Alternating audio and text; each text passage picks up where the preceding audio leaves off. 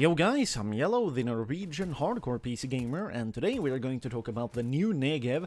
This version of the Negev is so insane I have to make an almost 10-minute video about it, and the reason why is because the deeper you dive into how this gun works, all of its mechanics, and everything in between, you'll truly realize that this gun is absolutely broken.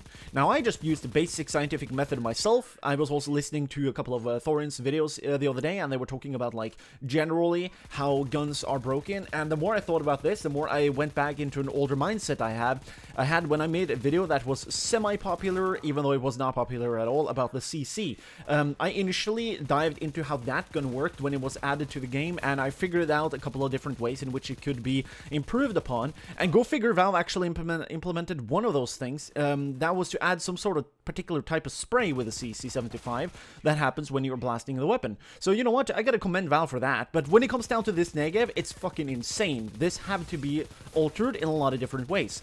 So let's start then with showcasing how you can exploit the weapon the very best. From the get-go, your map have to complement the weapon. If it does that, this gun is beyond broken, and especially for $2,000, it does not justify the price, and you get way too much performance for price, I guess you could say, if that makes even any sense. Aside from that, if you find omnipotent surfaces and you can shoot through a gap like this, it's also broken. There's no point in an enemy to even try and contest that, and so if you start to blast your bullets at a specific time span, you're going to force your enemies to lose every single time. Or you can just cut a corner like that, or spam like that, and you're good to go. Shoot through the smokes and whatnot.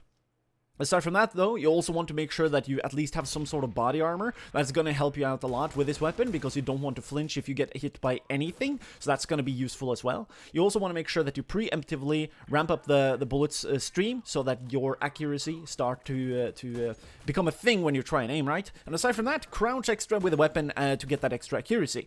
Now, all of these elements combined makes that weapon insane on the map that will complement it, and that is why you'll see me in this gameplay right here. I've taken most of my gunfights on the A side. It's because of a couple of different things. From the get-go, I wallbanged through the connector area from the heaven here on the B side. There's an angle you can use there, and that allowed me to clean out the connector so that no terrorists went into connector. At that point, they had to choose between an awkward play on B or a more preferred play on A, and they were able to get a few rounds on A site because I dominated B site with the weapon as well, wallbanging surfaces and whatnot. And so you can already then understand that if and I'm not even that good, but I'm kind of more of a smart player, and I just enjoy to have some casual fun every now and then. If I can do that much by putting in so little effort with such a strange and new weapon, that should speak volumes of what a professional can do in a professional setting. So I started to think in those realms. How, in a team setting, will this weapon be broken? Or, if you use it to its strengths, what can you put together if more people than one have the Negev?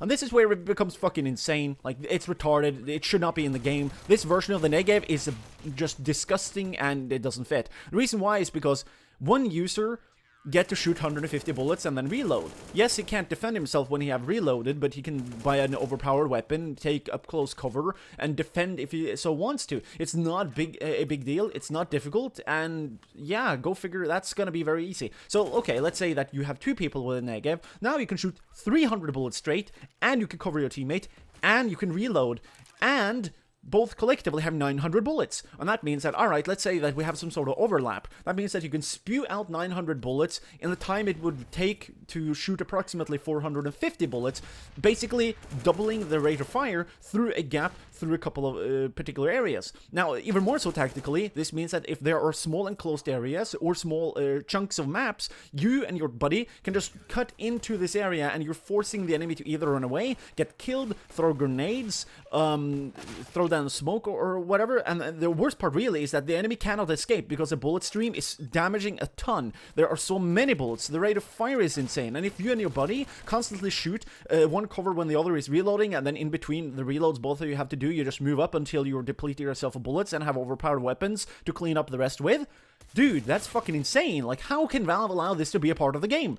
When professional players are starting to use this, if they ever so will commit the crime of abusing something so broken, dude, people are gonna rage so fucking hard. It's gonna be hilarious for all the wrong reasons, which is the angle I like to look at this from. I'm not really too much of an emo, self-deprecating guy, really. But anyways, so when we then think about this sort of stuff, how can we fix it? How can we make it so that this gun at least have some sort of place in the game? So from the get-go, the movement speed of this weapon is not that high, so you're not going to get that far even when you're shooting or not. You could decrease the firing speed when you are shooting, for example. I think that that would fix some of these issues. You could make it so that there's a bigger and slower moving pattern that you have to follow with this gun. That will still be manageable by a little bit of skill, but aside from that, it at least make it so that I cannot get an omnipotent stream shooting through a gap, or at least it won't be as consistently broken. You could also decrease the general damage that every bullet will put out, even the rate of fire, but I don't think that that makes too much sense, even though I think that that is useful as well. Obviously, and you guys caught up on this very fast, it's a very obvious fix as well.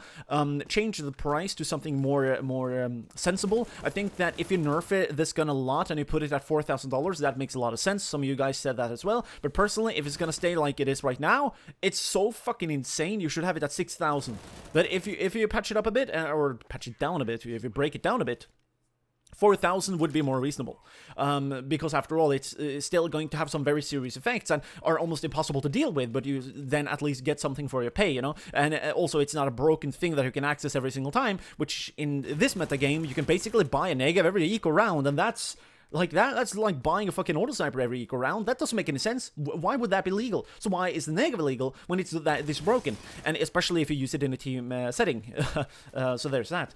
But yeah, aside from that, I would also recommend other alternate fixes, and these are a little bit more difficult to implement, I would assume, but I think that they make a lot of sense.